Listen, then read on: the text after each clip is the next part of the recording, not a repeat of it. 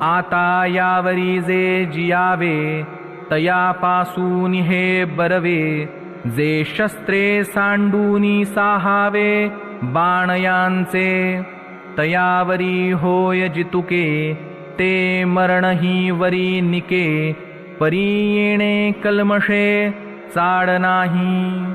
अर्जुन म्हणाला, हे देवा, युद्धात आपल्याच आप्तस्वकीय गोत्रजांचा, वडीलधाऱ्या माणसांचा, गुरुजनांचा वध करावा आणि मग आपण राज्य भोगावे असे कलंकित जीवन जगण्यापेक्षा आपण यांच्यासमोर शस्त्रे टाकून खुशाल या कौरवांचे बाण सहन करावेत, हे उत्तम. असे केल्याने जितके दुःख भोगावे लागेल तितके सहन करू.